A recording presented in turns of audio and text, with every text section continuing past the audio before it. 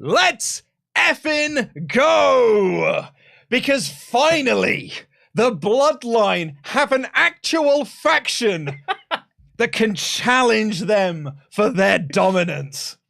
Finally, WWE has a good storyline for the Bloodline to sink its teeth into, because we've been treading water with Kevin Owens and Sami Zayn, really just, diddly-diddly-dee. We're just bouncing our way along, waiting for some real stars to step up here. And unfortunately, Team TNA is not available, so we went with the next best thing.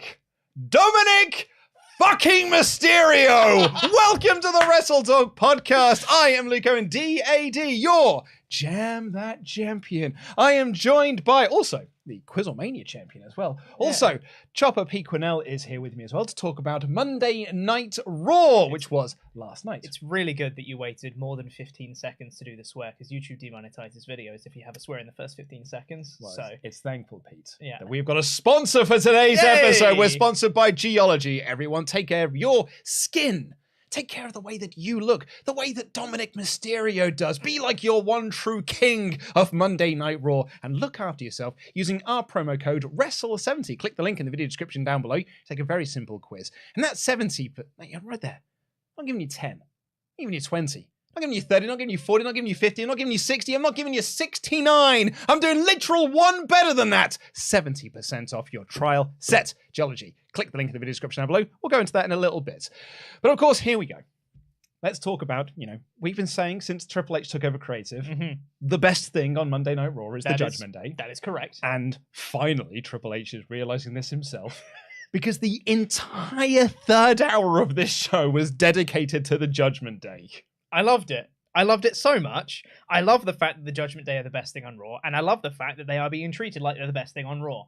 This makes me very happy. It's weird as well, because they're also treated like a joke. Yeah, but it's a joke that everyone's in on, and we're all in the joke together. Fun little faction, isn't it? Yeah. Because they're presented as goofy dorks. But yet they're who can also wrestle. That's it. Because Damian Priest here wrestled for basically an hour in the tag tournament match. I don't know what the exact figure was at the end, but they said on commentary he's been in this match for over 50 minutes before we got into the final sequence. So we was nearing an hour. And he was amazing. Finn was amazing. But they're still a goofy comedy act that was doing some weird shtick with The Miz to kick this segment off. So last week, and I'm cards on the table, putting it out on Front Street. I was wrong last week. I wasn't sure if WWE thought they were presenting a cool badass and Dominic Mysterio, or whether it was just them doing some funny comedy. I was wrong. It clearly is just meant to be a comedy act. We're laughing at Dominic. We're laughing at Dominic. Yes. I'm glad that we are, because this crowd certainly wasn't. It's a shame, because I thought this was really good. So we got a Miz TV segment. This is like basically the start of the final hour of the show. We've got a Miz TV segment with the Judgment Day. And for the first time, I think ever, it said, there's a Miz TV segment coming. And I went, ugh. And then it went, with Dominic Mysterio, I went, oh! I didn't groan for a Miz TV segment. And you got Corey totally overselling what Dominic went through in prison. Now, you sigh there. I do. But I will actually go to bat for that, because at least he's doing something. Kevin Patrick. Will someone wake that lad up? Bloody, give him a cup of coffee, will you? A Red Bull, something, because sleeping his way through 3 hours here. I mean, it is a weird time zone for an Irish guy. Like, he's like 3 a.m. at this point. I like the lad, but this Kevin Patrick thing is not working. This needs a JR. This needs a Michael Cole. This needs an Excalibur, a Tony Schiavone, the babyface commentator to be like, he wasn't really in prison. He didn't really go through any of this. Yeah. Instead, you've got Corey Graves doing the big oversell of just like, oh, the things he went through. Can you imagine, Kevin Patrick, what it's like to go through the things that he went through? I heard all of these stories, and he'd rattle off all of these stories they told. And Kevin Patrick would be like, oh yeah, and now he's doing a thing with The Miz. And that's it. That's all he has to offer. And up next is tag team turmoil. I wonder how that'll affect it. That's all he has to offer. Bland as anything is Kevin Patrick. And then they basically did this segment where The Miz interviewed him about what it was like being in prison. And he was telling, the stories. Funny. Well, that's the thing. I say, so I'm going to throw this to you because everything was in place for this to work. Dom's great. Priest is great. Finn's great. Rhea's great. Miz is great. And this storyline should work, but this segment failed miserably. I loved it. I don't know what you're talking about. Well, I wanted to throw this to you because I've got some issues with this, but please take us through.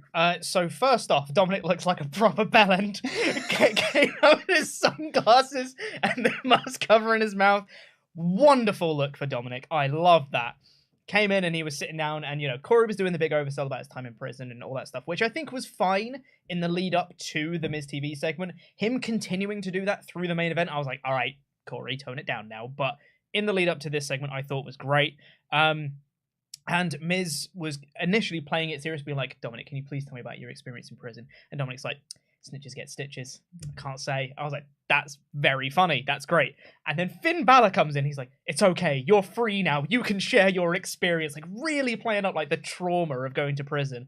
And Dominic's playing up, can you imagine being locked with the world's most dangerous people? There was a guy who was sleeping in my cell. I overheard him saying he wanted to punch a hole in my face. So I got down, I slapped him and said, do we have a problem here? And that was that. Like, really playing up the doofus that is Dominic Mysterio. And everyone's in on the joke that he clearly did. Apart from this audience. Sure. I don't care if the audience got it or not. I got it, and I found it very funny. That everyone knows that Dominic clearly didn't do any of this stuff. He's obviously lying. And I thought this was an absolute home run segment because then Miz says, and I didn't think this line was necessarily executed well, but I really enjoyed the line of Miz saying that, so my sources tell me you were held there for a matter of hours. Yeah, he was held. Great. He was held in county jail. He didn't actually go to prison. He was just held in county jail for a couple of hours, which is great. And then Damian Priest said, "Like that is a lie. That's a lie. That is not true." And then I like how he intimidated Miz, was like, "Or I was misinformed." He goes, "Yeah, that's right." It's just, I liked everything here. The crowd didn't react to it, which is a real shame. But I don't think that takes away from the comedy that they did too, because I think it worked. I disagree. And that's why the segment didn't work for me, is because this is not as funny as it should have been. Like, there was a bit when Dom was like, I've got some stories I could tell. And David Priest's like, hey, Dom, tell that really good story. And Dom's like, yeah, that is a good story. And the story he tells is the one you mentioned. It was like, I was there on my bunk. My cellmate said he was going to punch a hole in my face. So I got down and I said, we got a problem here. And that's it. It's almost like we've got the setup, but there's no punchline. And it's not helped by the fact that the crowd aren't laughing or booing. They're just sort of flat out silent during this. And then that isn't helped by the fact that, like, I thought Dom had one really good line where it's like, I now know what Martha Stewart feels like. That's great. It's a great line. The crowd didn't react to that either. No, they didn't. And then Miz had his line of, you were only there for a couple of hours. And the crowd didn't react to that either. So it's like, there was just something missing in this segment. Because it's not like this was a bad crowd. This crowd were hot all night, with the exception of this one segment. And I thought that Dom's promo last week really worked.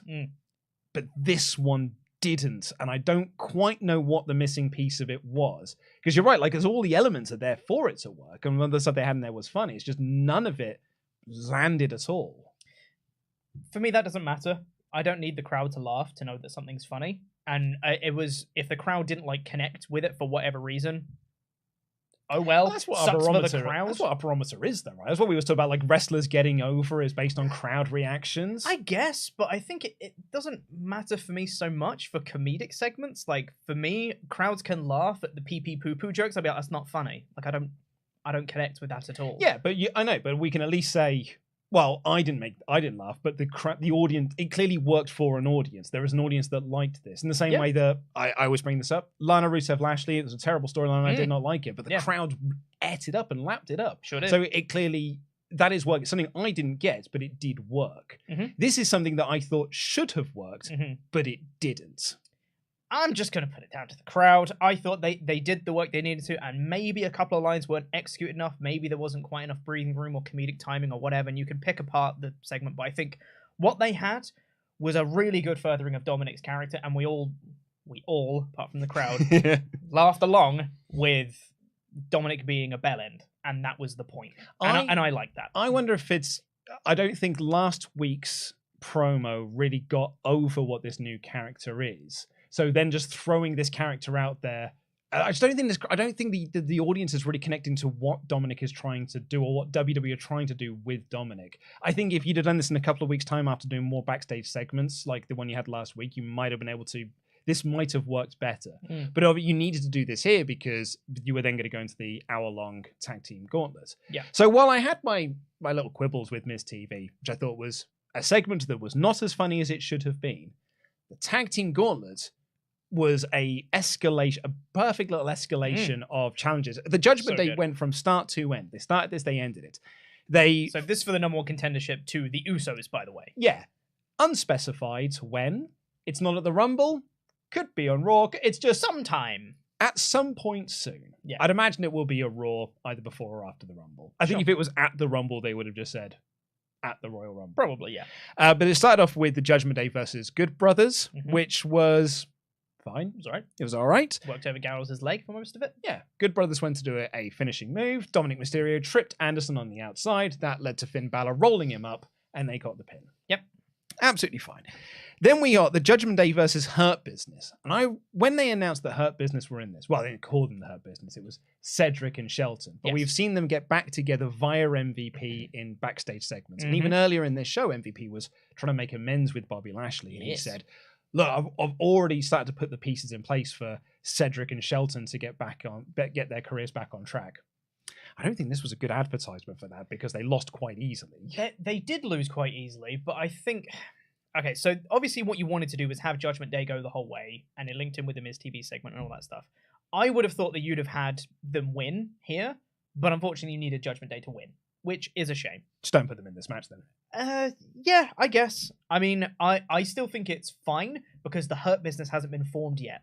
So you can still see Alexander and Benjamin trying and failing, and then when Hurt Business comes back together properly... Which is what we're waiting for. Which is what we're waiting for. Then you can say, like, right, now they're ready to be a fully fledged tag team. I think it's okay for them to lose here. I thought they were what we were going to get from the end of this was, like, the final pairing would be Judgment Day and Shelton with Cedric, and you do the big reformation of the Hurt Business there. Only because you'd kind of set up earlier in the show with Lashley and MVP, but here they were just sort of fodder for Judgment Day to get through because at this point they're not the focus of the story here. The Judgment Day are the focus. So I totally get that. I still think though that even through all of this match with the various different matchups and things, I think the wrestling mattered. And to me that's important. I like it when wrestling matters.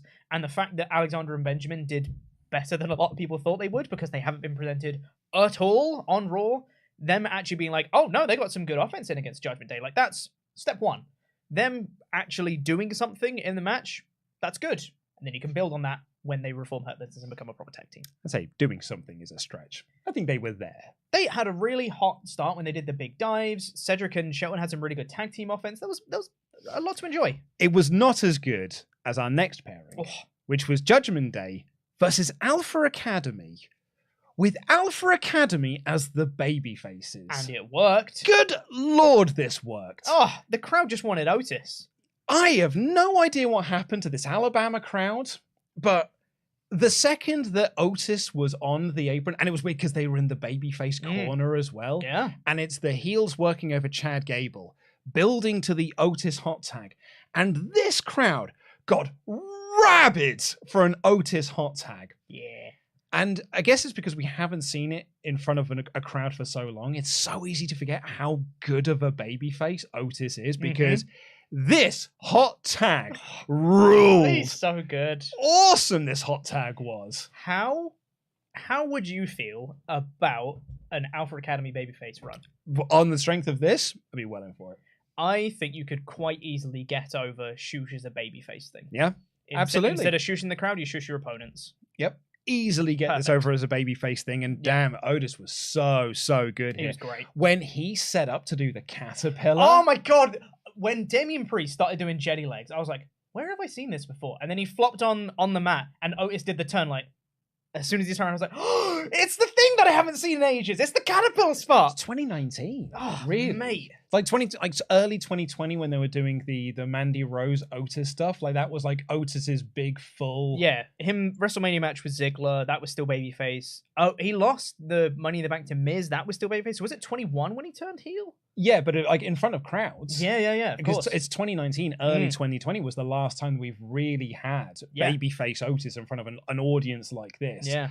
And he just soaked it in. And he fed off of it. And the caterpillar was like, I proper popped for him busting out the caterpillar.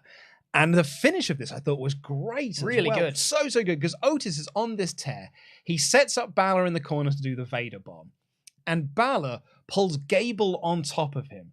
So Otis does the Vader bomb, but he does it to both Gable and Balor. So Gable is absolutely taken out. Balor rolls out as well. Damian Priest pins Otis. I really thought they'd have pinned Chad Gable, but hey, it's cool to see. It worked. I'm glad to see that it's not just Gable is there to take the pins. That's a good thing. Yep. But it also meant that Balor could not continue. Did the big sell. He could not continue. He was on the outside. He couldn't breathe. So Adam Pearce was out there, and Balor was just like, "Oh, we can't go on." I loved this sell. For one moment in particular, like Balor was, holding his wrist, like, "Oh no, I can't go on," and Adam Pearce is out there saying, like, what we're gonna do, etc. And there's one point where Balor tries to stand up. When we talk about them being a goofy faction, he tries to stand up and just goes, "Ow!" really loud. It was so good. But what it meant was Adam Pearce made the decision: you can either forfeit or Dominic Mysterio replaces Finn Balor. Damian Priest's selling of this moment tells you everything you need to know about this group, because his selling of that was like, "Oh no, no, don't do that because because he actually sucks." Yeah. But we can't tell him that because we have to pretend that it was the right thing for him to join the group. Yeah. So he's just like, "Oh, no, that's good. Yeah. It's a good thing that this is happening." Yep. Come on, Dom, we got this. Yeah, me and Dom, right? Yeah. I'm sure it'll be grand. And the Street Profits was like, "Oh, the Street Profits. Oh, they're really good." You can see, like, he's gone behind Dominic and he's like got his hands on his shoulders to like hype him up and whatever. And on his face, he's like, "Oh, for God's sake." oh no, not Dominic. Yeah. Not of all people. Can it not be Rhea? Surely Rhea Ripley could be my tag partner instead, right? And so it was just led to this great match between Judgment Day and Street Profits. Just very fun wrestling. And the heels worked over Dawkins. And this crowd built and built and built and built and built to that Ford hot tag. And hot dang, like Ford got this hot tag, Rand's wild. They were doing dives left, right, and center. Dawkins did this incredible dive. Ford was diving. Dawkins did his big corner dive spot as well. Looked like he was set up to win. Hit the 450 splash, but was pulled out of the ring by Rhea Ripley. Ford, by the way. I think you said Dawkins. Sorry, Ford hit. Yeah, absolutely right. Hits the Ford 50. There it is. He's done it. And Rhea Ripley pulls him out of the ring. In all of the melee of this, Dominic Mysterio rolls up Ford, gets his feet on the ropes. Rhea holds the feet down. Despite the fact that Damian Priest wrestled for nearly an hour in this, Dominic Mysterio is the man that won the match for them. This, to me, was brilliant. Absolutely perfect. It was what you wanted it to be. Street Profits getting the real big shine, getting the big like moments and being like, this is the team we want to win. The finish of all the ruckus on the outside and Priest pulling Ford out. And then there was a moment where Dominic, I'll get there eventually. He is the third most important guy, but one also of the guys. The number one guy. Yeah, in the exactly. group. He tried to run at Ford, and Ford just leapt up onto the apron, literally like 2 foot jumped, whoop, just straight up onto the apron as Dominic like charged, went past him. It was all like the highlights of why you should care about the Street Profits, but still giving Judgment Day the win at the end of it. This was absolutely phenomenal. When I got to the end of it, I was so invested in this that I was literally just like, "Oh, what a great nipple! Oh, this is so good!" And then when they did the roll up and Dominic won, I was literally just like, it was proper like heel heat. I was like, "Screw you, Judgment Day," but also you're really good. It was, and actually, I talk about the importance of, wrestling meaning something and wins and losses meaning something. The Street Profits looked so dejected that they'd lost this match. Like, so proper crushed that they'd lost this match. They're just sitting in the ring together. Because they had the ultimate opportunity. They came in last. The fresh team going up against Judgment Day, who've been doing this for like nearly an hour. So like they had the golden opportunity here. And it was taken away from them by Rhea Ripley on the outside and cheating with Dominic Mysterio. And they just looked so devastated to have lost this. But Judgment Day is celebrating, holding up Dominic, being like, "Hey, Dominic, you did it, buddy." The Usos music hits. the Usos come out and they hold up their 5,000 tag titles that they have. And I was like, oh, this is the best thing. I was really worried that the Street Profits were going to win and we were just going to run back Uso Street Profits. Judgment Day winning is the best outcome here. I loved this so much. Yeah, I mean, it's heel versus heel, but I don't care. It works. It's just cool. I don't make the rules. It just works, all right? And I loved as well, if you're continuing the story of the Street Profits and their trajectory in the company, Montez Ford got distracted last week from Bianca being injured and everything, and he was the downfall of the team from last week. Yeah. Montez Ford got pinned again here. There's enough reason for Anjo Dawkins to be like, come on, dude. Yeah. Come on. I mean, you're not wrong. You keep us losing. You're absolutely not wrong. If you are going to have some sort of, maybe a split, maybe not, maybe some sort of singles run, you're telling the story. If you want to tell it or not, the foundation's there. And also, you got a Royal Rumble coming up. You got a Rumble coming up, so you can do some spots there, man. Yeah, as it is in. This did a lot. This whole match, and I really enjoyed it. I loved all the stuff the Judgment Day did. I thought Street Profits were great. I thought Alpha Academy were absolutely awesome.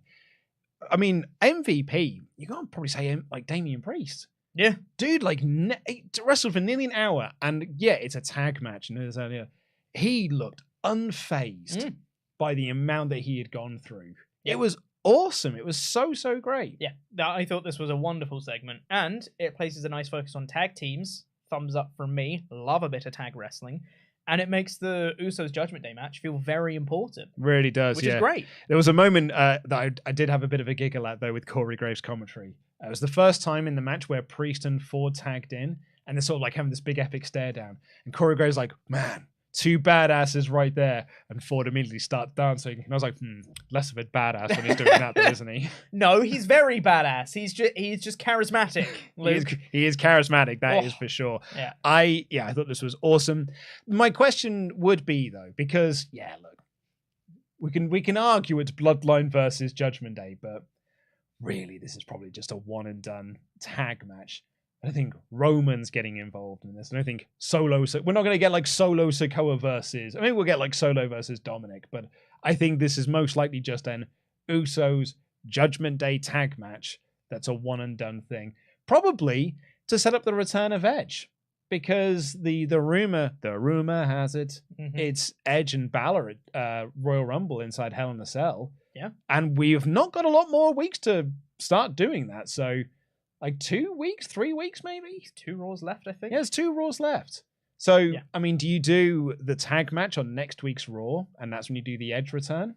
I think that would be very cool. And then the week after that, you announce it's Hell in a Cell? I honestly, to that point, though, I don't see an issue with it being a one and done, just a straight tag match. Me neither. It doesn't have to be faction warfare. It doesn't have to be Bloodline versus Judgment Day. It's just like, this is going to be a fun tag match.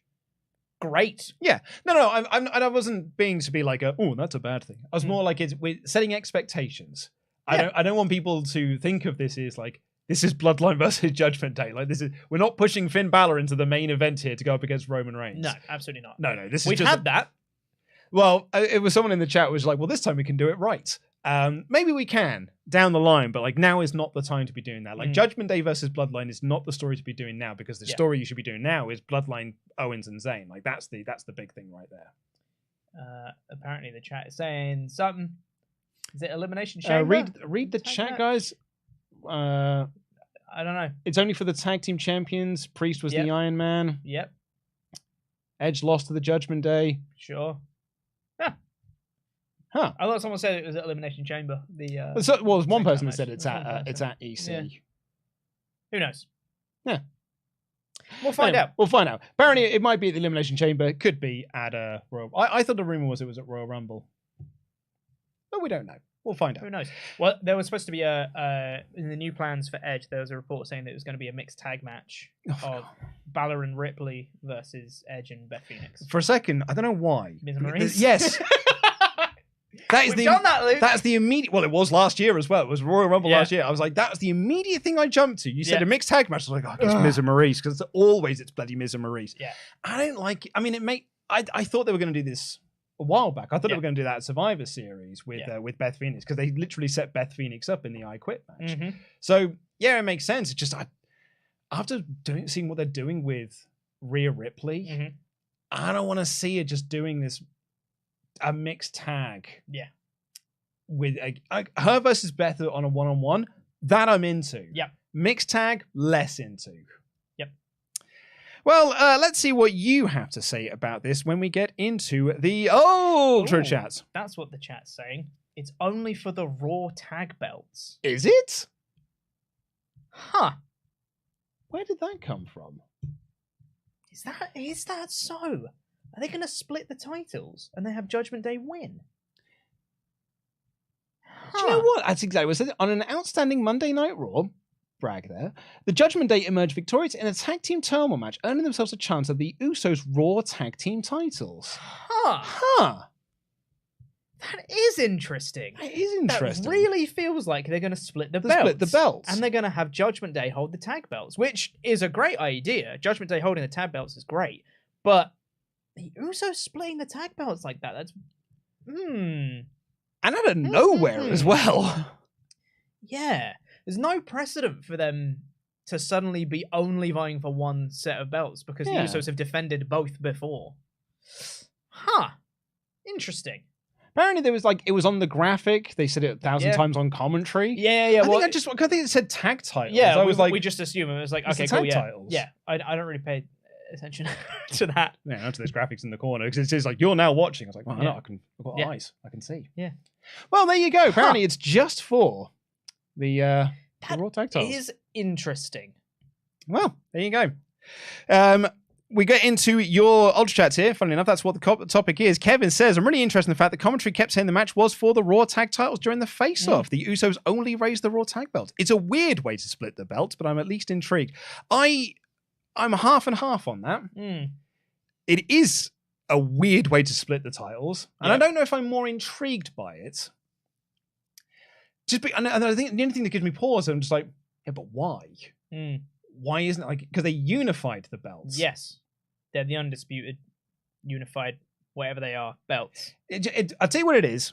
It just feels like a really lazy way out of the situation. However, if it does mean just splitting up the belts, I'm not against it. Yeah. It is point blank a lazy way of doing it, but it is a way of doing it.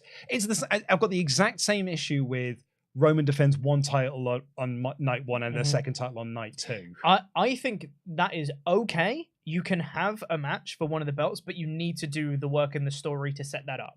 I think just saying, well, it's for the Raw belts, you go, wait, but why though? I think if they actually did a story with Adam Pearce or whatever, where he's saying, you've held the tag belts for too long, you're going to defend both your belts or whatever, you have some sort of story for it, a storyline reason, then it's okay. I think it's much better to do it this way than to say, they vacated one of the belts and now they're vacant and we're going to fight for them. That's much worse. For me, it is as lazy as would swapping the belts. I don't know if that's fair. When they just do the backstage, well, I'm now on Raw, so I've got to hand you the blue belts. This is sort of as lazy of it is a way out of this situation we're in. What would you do if you were in their shoes with unifying the tag belts? How would you split them up? I mean, 2 out of 3 falls with 3 teams. In the same way, when WrestleMania 2000, when Kurt Angle was Eurocontinental champion. First fall is for the IC belt, second fall for the European Championship. But you need a storyline justification as to why both of those belts are on the line, because you have Kurt Angle did not unify those belts. He had 2 separate belts. Yeah. These are unified tag titles. Yes. When Jericho was defending the undisputed championship, he was carrying 2 belts, but it was 1 title. Same as Roman Reigns. Roman Reigns is a 1 champion thing. He just has 2 belts. Yeah. So, and they've booked themselves into that corner. They sure have. So it's a way round it. And it's a great way to just put it as that person. There's Adam Pearce. That's why. Yeah, pretty much. Benny Boy said, I usually don't like Corey and Kevin on commentary, but I couldn't stop laughing during the main event. Prison Dom is now the best thing on Raw, especially as he looks like a Saints Row character. That's so apt. Anthony Brewer, hello lads, hope you're having a lovely day. Dominic Mysterio looks like a combination of Prison Mike from The Office and a 3rd Street Saints member and wannabe Conan. Wannabe Conan was my first thought. That's good. Also, you can hear Rhea calling Alexander a dickhead during the match. I thought I heard that. That's great. Awesome. Ace Trainer Liam Hey, bud. Hey, bud. Dominic Mysterio acting like he spent decades in prison after only being in county jail for a few hours is the beginning of the best long-term storyline in WWE history, culminating in the wrestling return of the Colossus of Bogo Road, Nathan Jones. Sounds great. Yeah. Yep. He is tall. Tall man. Okay, according to Mod Mother, it's a punishment from Pierce. They have to defend the SmackDown titles against a different team. I wonder if that would be against Sheamus and Drew again. They already lost. Don't do it again. It doesn't feel like punishment, though. I suppose in a way it does. I think maybe we glossed over this in the backstage segment with Adam Pearce, because there was one earlier in the night, which we'll talk about in a minute, of Adam Pearce being like, hey, you guys run the show, Usos get out of here, we're going to have a singles match with Solo Sikoa and Dolph Ziggler. And he mentioned as part of that they're going to have basically a number one contender tag team turmoil match. Maybe he said as part of that, because you've been going crazy on Raw so much, we're gonna have you defend the Raw belts, and this is how we're going to determine it. And maybe I missed that. If it is, I totally missed it. Yeah, 100%. But I think it works, because they've been going nuts on Raw lately. Just be like, all right, I've had enough of this. Fine, you want to defend your belts? Here you go. I'm giving you a match right now. And it is interesting because I got a message from someone today who didn't like actually a lot of the USO stuff and the Bloodline stuff on Raw this episode, and they said it feels a bit Control-C, Control-V, because the Bloodline just come out and attack Kevin Owens, or the Bloodline come out and they take over Raw, or the Bloodline come out and they do this. So I totally get it from that aspect of it, and I suppose it is one way to get this. A massive apologies. I clearly missed that. That's on me. I clearly missed it. My bad. Do you know what I didn't miss, though? Geology. So, Geology is a 16-time award-winning skin, hair, and body care company recognized by Men's Health, GQ, Spy, Esquire, and Ask Men Grooming Awards with over 6,000 5-star reviews. People love this product, including us here at WrestleTalk, because we'd use it. This is actually legit my set I have from Geology. And what you do is you take this very simple quiz, doesn't take you very long, and they pick out the products that you need, the products that are going to be best for your skincare routine. Very handily labeled. These ones are orange because they're the morning ones. And those ones are blue because they're the nighttime ones. And I've got my little nighttime routine, my little daytime routine to make my skin look as good as it possibly can. It is simple and effective skincare, and this is very interesting. So not only is Geology the best in the skincare game, they've also released a ton of new amazing hair, body, and other skin products. Whatever you need, Geology has you covered. And using our promo code WRESTLE70, you will get 70% off your trial product. So go click the link in the video description down below, take that quiz, get your skincare routine sorted for you. Use our promo code WRESTLE70. Thank you very much to Geology for sponsoring this episode of the WrestleTalk Podcast. According to Kevin Patrick, there's never been a better time to be a fan of WWE. Never been a better time to be a Pledgehammer. It's very fun that came out a few days after the Vince McMahon news. Yeah. I was like, yeah, I mean, that was true this time last Monday, Kev. Yeah. But I don't know if it's 100% true now. However, I've got SmackDown, Raw, no Vince here. There's no Vince fingerprints in any of this. No. So, which means that the Charlotte Flair booking was outside of Vince. Vince-prints.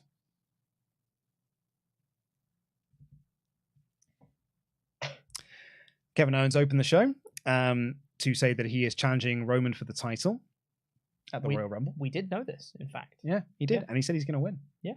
JBL came out saying that no one believes you're going to win the belt. I unfortunately... Which is true. Which is true. I unfortunately think I manifested this unintentionally. Because I had a thought this morning / last night when I was getting into bed last night. It was when I was getting into bed last night. I had a thought that I don't think anyone has thought ever before. And I thought, where's Baron Corbin been lately? He has been off for a while. Yeah. And unfortunately, here he was. So, sorry, everyone. Although, he had a reason to be here. Oh, yeah. Because JBL pointed out that the last person to pin Roman Reigns in the last 3 years is Baron Corbin. Yeah. And so out comes Baron Corbin. He says, hey, I'm going to win the Royal Rumble. It's actually more than 3 years ago. It was December 2019. Wow. I believe. It's a long time ago. Yeah. He said, I'm going to win the Royal Rumble, and I'm going to main event WrestleMania, and I'm going to win the titles. Word for word, Austin Theory and Seth Rollins both said that in their promos as well. It's that time of the year, folks. We are going to win. JBL got cheap heat just said, hey, Alabama, something or other, woke, snowflake. It's like bottom of the barrel, cheap. That's Control-C, Control-V right there. Oh, yeah. That's Control-C, Control-V. But Kevin Owens beautifully sold this segment by just walking over to the promo, putting his head into a turnbuckle, and just... Yeah, he essentially did what Pete just did. Terrible for audio listeners, but Pete is visually doing what Owens did. It was very, very funny. And he basically just stands up and he's like, I didn't hear a single word of your promo. I blocked it all out. It's like me and the Raw Tag Titles thing. I didn't hear a single word of it, but going by this crowd reaction, it wasn't very good. Yeah. And then I love this. Owens is the only one who cares about detail. Yeah. Because he said, look, I'm in my gear because I expect the Bloodline to come out and attack me, and I need to be ready for that. Brilliant. Yeah. The amount of times I've written in my notes, well, they're in their gear, so they're having a match. They're having a match, aren't they? Yeah. You know, well, we've only come out for a promo, but I'm in my gear, you know, and thankfully, luckily enough, we're having a match. Yeah. And he's like, but you're in your gear, so let's have a match. They did, and Owens won. It was fine. Crowd went nuts. Kevin Patrick on commentary in this match. Baron Corbin hit the deep six. Kevin Patrick said, Kevin Owens kicks out, and not many do from the deep six.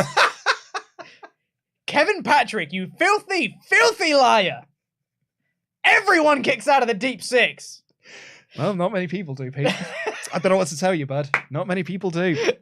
The Usos attacked Kevin Owens after the bell. And Solo Sikoa. And Solo Sikoa was also there. No Sami Zayn. Yeah, so -5 stars. I like it. Owens used the chair to fight them off, and Pierce and, crucially, Petey Williams broke it all up. Well, Petey Williams is, you know, he's the star of the security team. Sure, we've got Adam Pearce, former Ring of Honor booker and all this sort of, you know, scrap daddy. We got, you know, he's a good hand. But he's no Canadian destroyer Petey Williams. Look, I understand you have a boner for TNA. Specifically, this is 2005. But this is WWE Raw we're talking about, Luke.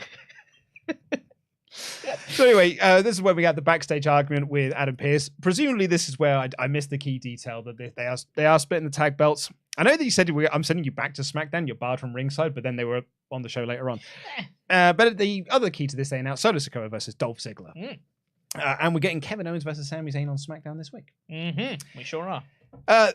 We had a recap of Alexa Bliss versus Bianca Belair from last week. The announcers let us know that Bianca Belair is okay. She had to have stitches, though. And Alexa Bliss comes out.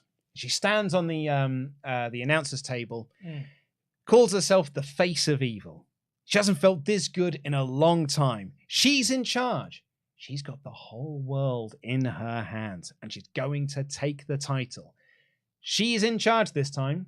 However, a creepy video with children's bikes and spiders, swings, spooky, scary skeletons, and Uncle Howdy on the screen being like, I don't think so. And then Uncle Howdy comes out on stage. It was way less goofy than when he did it on SmackDown.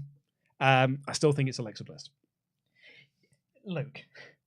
Pete. It's not, though, is it? Why not? I've seen them in the same room together. Yeah. It's all an illusion, Pete. Look, everyone has pointed out, Pete.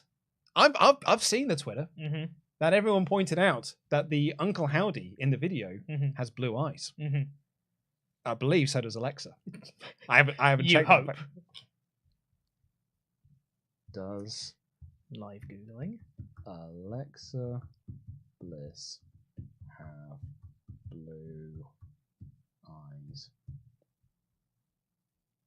Uncolor blue. Yeah, so he's Uncle Howdy. Told you. It's Uncle Howdy confirmed. Still Uncle Howdy. This is a ruse.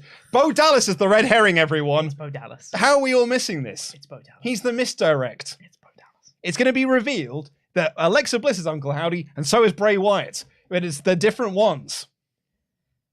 They're both figments of their imagination that we can also see. Luke. Dude, there were random people wearing Uncle Howdy masks in the crowd last week. I didn't say like, well, that's Uncle Howdy. It's Bo Dallas. Anyway, Uncle Howdy said, are you sure about that? You sure you feel in charge? Do you feel in charge? Yeah. And he came out on stage. I like that aspect. I like it as well. And as I said, this was way less goofy than when they did it on SmackDown. I thought the immediate hard cut to commercial and then come back and it's just a match and the commentators don't bring it up. I was like, yeah, Never mind that, Here comes Mongo. Yeah, that was a bit weird. Yeah, but it's a bit weird. I like the aspect of Alexa Bliss being like, no, I was in control of everything I did. I'm evil now. Non-computer being like, haha, no, that's wrong. I thought it was good. I enjoyed this. And as I said in the edited review, like, honestly, yeah, it's not what I would be doing with Alexa Bliss, but at least it's something. Yeah. Bayley took on Mia Yim and said that Becky doesn't have any friends, not including Mia Yim. You don't count. And she sent Damage Control to the back. Do you think they're going to do the Damage Control split? No. You know? No. I think they're going to do something in the Rumble. I don't think so. No. I mean, they've got no... Who can they... Oh, they're going to face Ronda and Shayna for the belts, right? For the tag belts? Do they care? Ronda and Shayna? No, WWE. Oh! About a feud for them. No, but it could just be a way to get the belts off them and put them on Ronda. Sure. But anyway, I thought Bayley did everything within her power to make Mia Yim look good in this match. She looked great. Credit to her, because this crowd, when Mia Yim came out, pin drop, not a peep. However, by the end of this, they were really into Mia Yim, making her come back and getting some offense in on Bayley. So credit to Bayley, man. She did a real good job here in getting Mia Yim over. And it looked like she could have got the win here. But my only criticism, not necessarily from this match, but just of the booking of the show as a whole, is that Bayley did the exact same finish as Dominic Mysterio. Granted, it was with Rhea Ripley, but it's an illegal roll-up with feet on the ropes. It's like, just do something slightly different, just so it's not the same in two matches. But that is literally my only criticism. I thought this was really good. They also sadly announced on commentary, Johnny Gargano's injured. Yeah.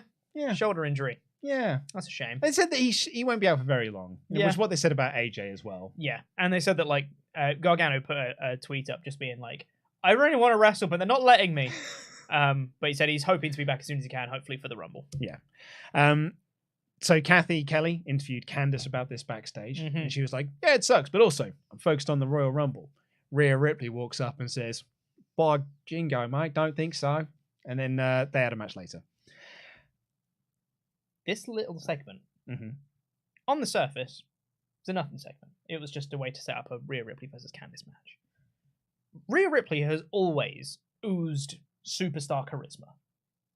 Even more so now. Yeah, she's amazing. The way she carries herself is incredible. Absolutely phenomenal. And you can see it all in this little backstage segment. Just the way she's so dismissive of everything Candice says. The way she walks, like she shoulder barges her as she walks off. It's just...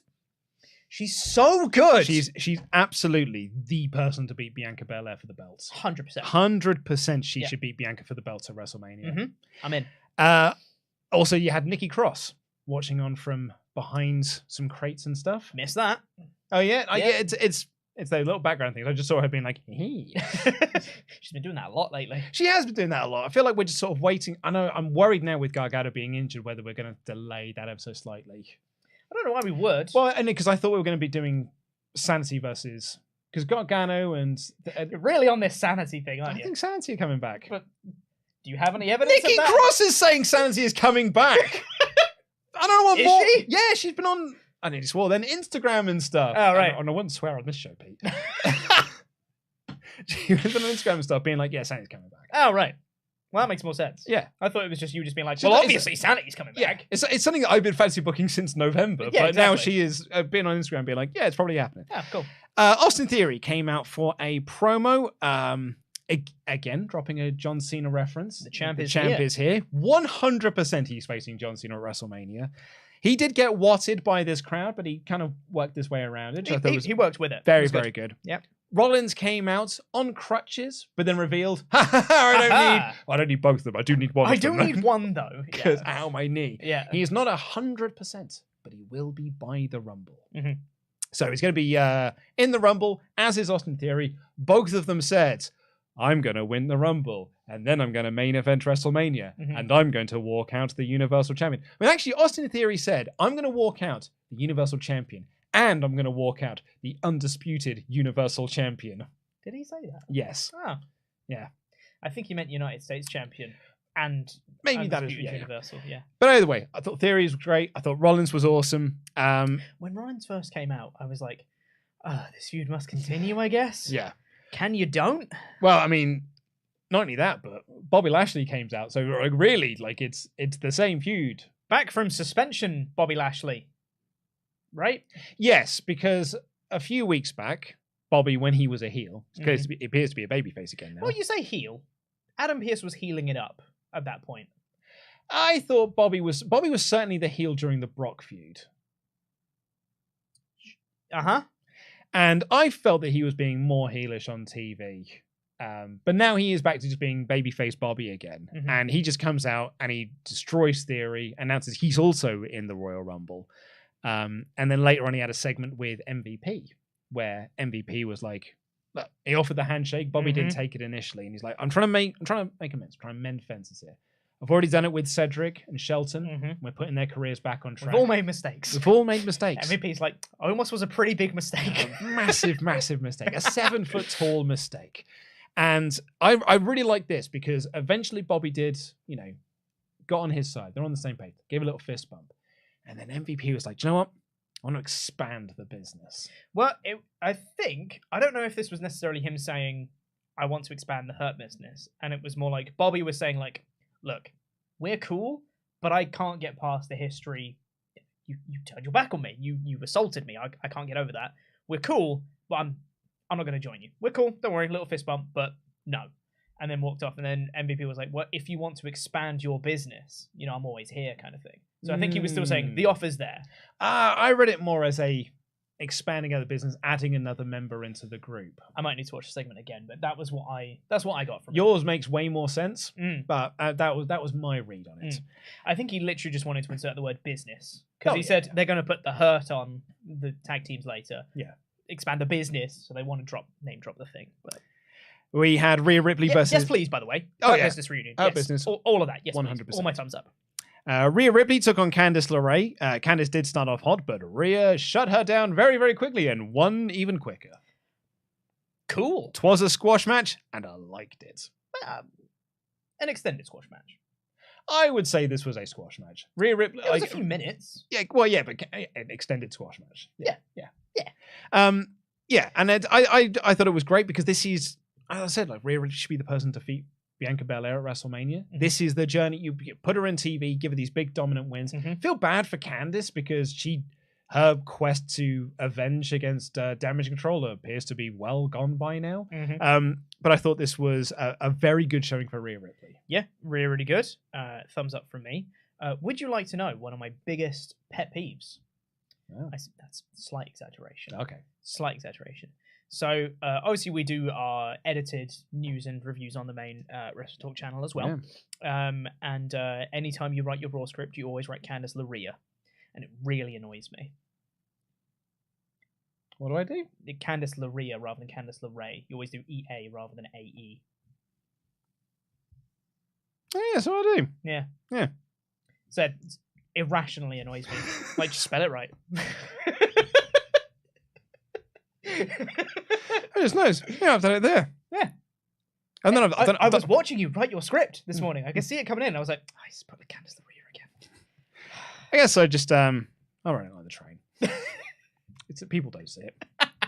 Literally, it's not even. They can if they turn the subtitles on in the video. But it isn't. Well, yeah, I suppose it would do. Yeah. Anyway, they announced that Money in the Bank will be in the UK. It was broken by the Daily Mail. Disgusting. That is disgusting. Don't do that. Really, it was broken by Fightful. We then got the video package for Cody Rhodes. Brandy was in this one. Brandy Rhodes was on WWE. Not Brandy Rhodes. Just Brandy. Cody's wife. That's her name. And next week is where we're going to find the work really begins. Really good video package. Yeah, great video package. Loving these video packages. They're really, really good. Really effective. Great babyface work. I mean, Cody Rhodes is already like top babyface after his Hell in a Cell performance, but this is just reaffirming all that babyface goodwill that he had and kind of rebuilding it back up, which is the point. Rebuilding it back up for his return. Also, I very much enjoyed this backstage segment because Kathy Kelly interviewed Dolph Ziggler ahead of his match with Solo Sikoa, and Mustafa Ali walks up and says, "Hey, we were supposed to be in the tag match tonight. Like, we were booked for that tag match, but you wanted to do this instead." I think that's real lame. I think that's real bad because you've left me in the lurch, and you already interrupted my United States Championship match a few weeks back. They remember continuity. Yeah, it's great. And then Dolph was like, "Look, this isn't about tag teams tonight. This isn't about this. And I'd like to, I'd like to hope that you realize it's not about you." And he walks off, and Ali's like, "Maybe it should be though." Yeah. I like It's this. I thought this was really good for Ali. So yeah, looking forward to that. Video package for Bronson Reed, and then Saxton tried to interview Reed, but the Miz stepped in. Made a great pun. Someone who made a big splash, said Byron Saxton. Someone who made a big splash is Bronson Reed. He literally did do a big splash when he came in. So, good work, Byron Saxton. Miz walked in and said, "Hey, we're best mates." Yeah. And Bronson Reed was like, "Nope. Absolutely not. No. You and I, we're not connected. No. If you want to pay me, yes, that's grand. I'll do something. I'll do something, but as it currently stands, no. This is not a friendship." And he walks away and is like, classic Reed. And then we got the last thing we really need to talk about, which is Solo Sikoa versus Dolph Ziggler, which was a fine little match. Got really, really good by the end.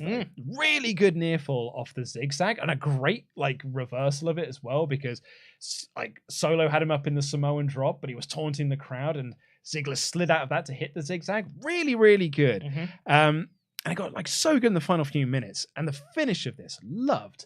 Which is Ziggler went for the zigzag, for the Famouser, and Solo had him up in a powerbomb position, lifted him up in the air, Samoan spike. Ziggler, down. And he just crumpled, sack of potatoes to the floor. Solo pinned him, 1, 2, 3. Great sell by Ziggler. Awesome performance by Solo Sikoa. A home run of an NXT call-up has been Solo Sikoa. I think that the way they have booked Solo Sikoa since his call-up has been arguably perfect. Yeah. In the man is still I think undefeated. He is, yeah. At least in singles. At least in singles he is. And I don't know if he's been in many tag matches. Whatever. Man is basically undefeated, even if he's not completely. But he never feels like, he should be a main event star.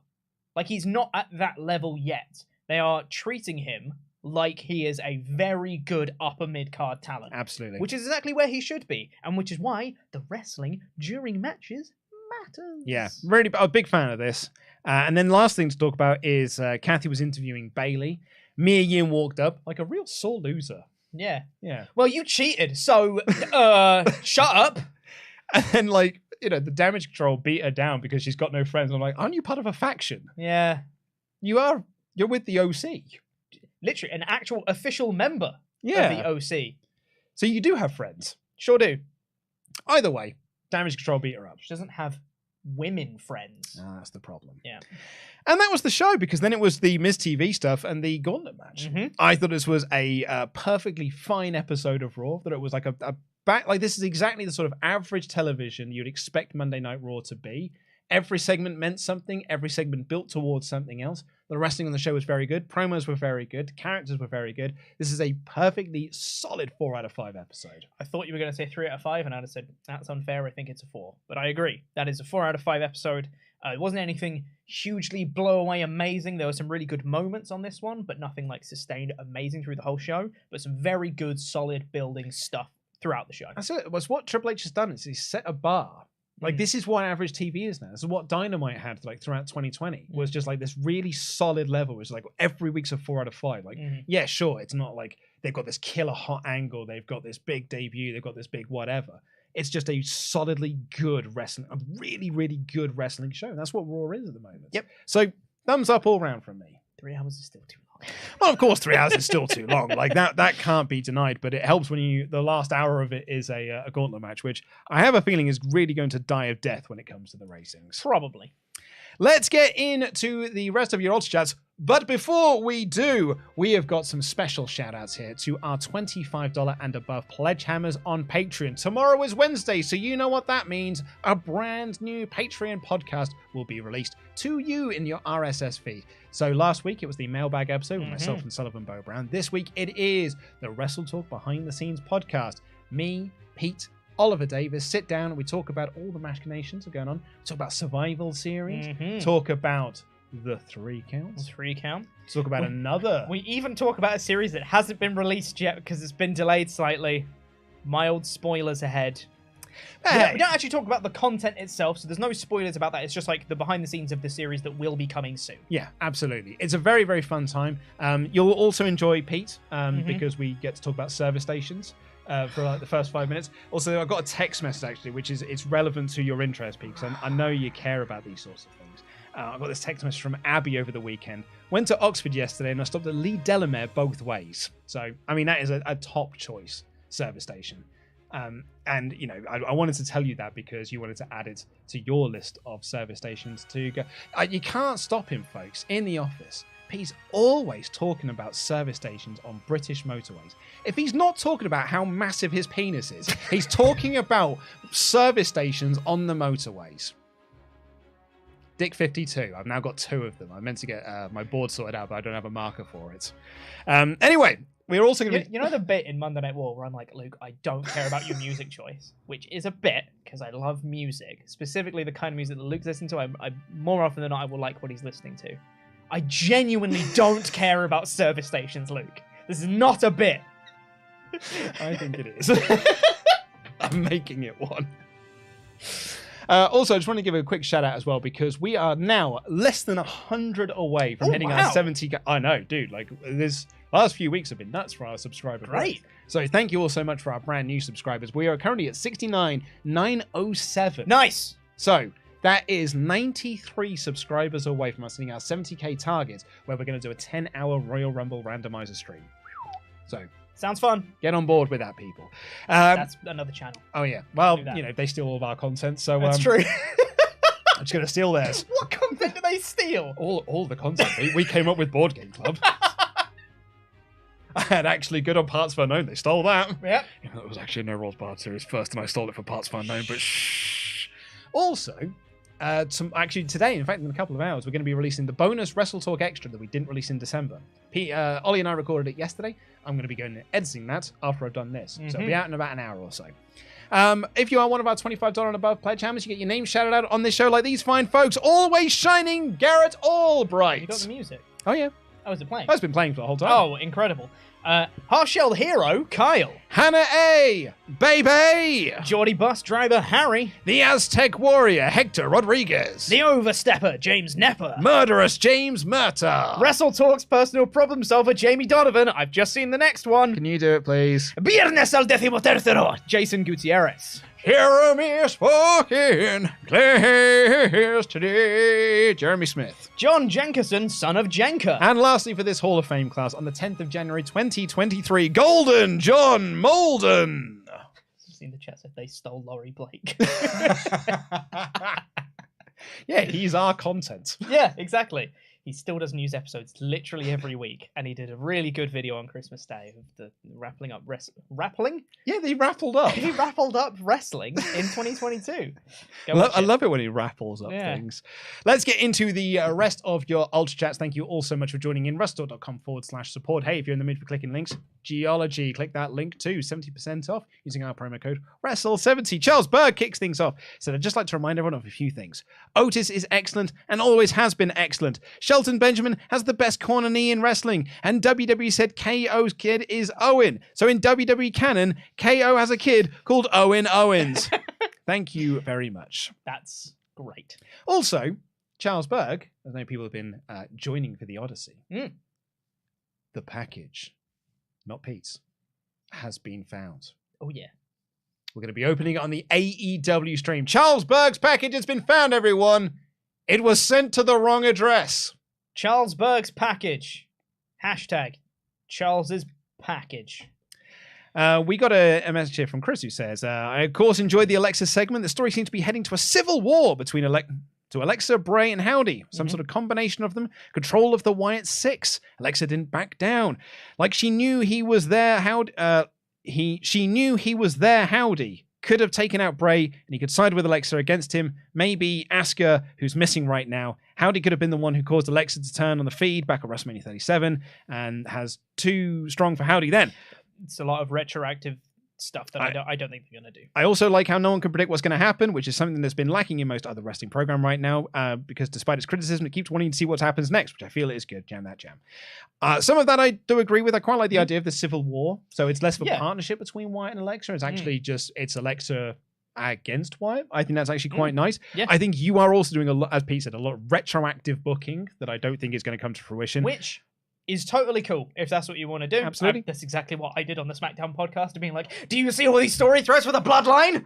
And they probably aren't doing half of them, but... And I don't know that the people who are criticizing these segments are wanting to see what happens next.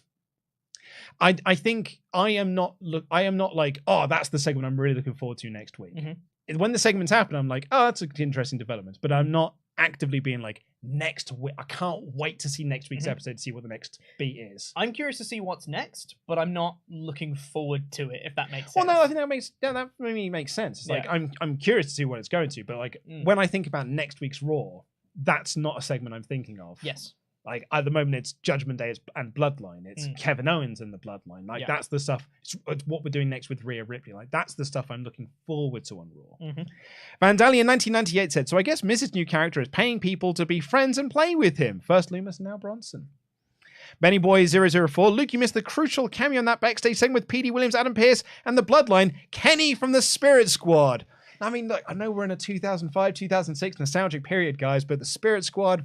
That ain't my 2005, 2006. It's not TNA, is it? Was that a TNA thing? It was not. It was a DX thing, and it was bad DX as well. So I'm sure that Spirit Squad were fine fellows. Kenny being one of them. Dolph was one of them. Mitch, in fact. Was he Mitch? He was Nicky. No, he was Nicky. Yeah, I can't remember who Mitch was, but he was the one that me and my friends thought was the funniest. Because everyone else has got like 2 syllables. Yeah. And then he just goes, Mitch!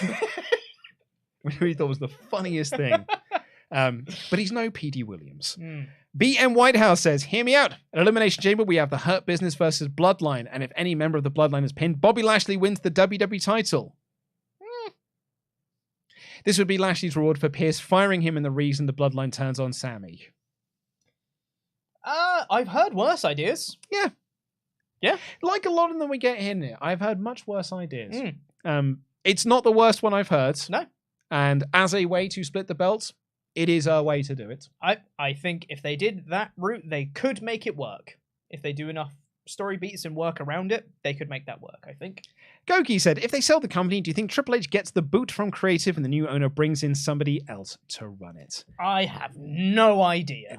It's a real like crapshoot of no idea what the future holds. Entirely depends who buys it, under what conditions, what deal they come to. It's a whole thing. I don't know. Really is. Like if it's bought by a movie studio, maybe they'll be like, no, we need to have our writing team come in here and they can do this. Yeah.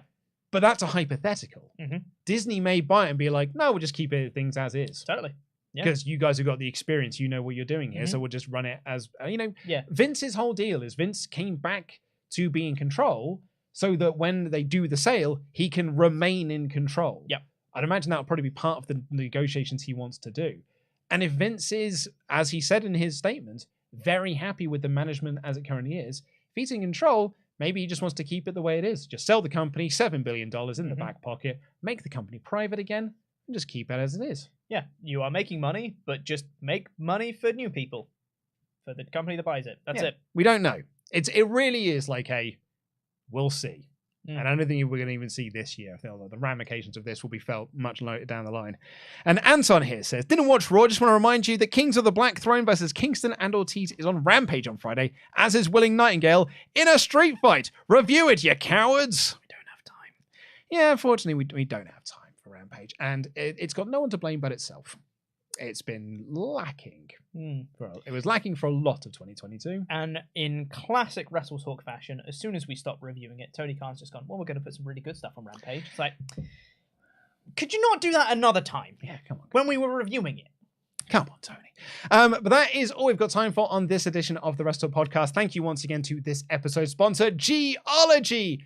Get yourself looking the best you possibly can. Geology is a way to do that. Use our promo code WRESTLE70 and get yourself 70% off your trial set. It is a brilliant service. Legit, this is my Geology set, and I love it. It's a great, great service. They've been sponsoring us for a while. I have renewed because I really, really like this, and it's made my skin feel so much better. I have a 15-month-old. I have bags under my eyes because I don't sleep a lot. I also have, I do 14-hour days at this job. I don't sleep much. This here, however, makes it look like I'm as fresh as a daisy. That is all we've got time for in this edition of the podcast. Thank you all so much for watching / listening. Get your comments in down below. Press subscribe because we are nearing our 70k total. In fact, refresh. 2 more jumped in. So we are now 91 subscribers away from our 70k target with the 10-hour Royal. Wouldn't it be great to do that before the Royal Rumble? That would be so cool. Wouldn't it be great to do it on, I don't know, Wednesday the 25th of January, 2023? Just a random date we've just plucked out of nowhere. I don't know what made me think of that date. No. It's not a date when the studio is free. No. Wouldn't it be Nothing great? like that. Wouldn't it be great to do that day? Yeah. Be very cool. I mean, there's time before then as well. There's 15 days before that. That's so much time. So much time for 91 people to jump on board. That's like, 5 people a day? Oh, 5 people a day. It's more than that. It's like 6 people a day. Anyway, it might be more than that. Anyway, Pete, I've actually just figured something out. So join in with me, okay? Find your catchphrase. Yeah. Jump on board. Subscribe. So press the subscribe button. Jump on board to the WrestleTalk Podcast bandwagon. Jump on jam. But JTJ. Jump on jam. Or J on J.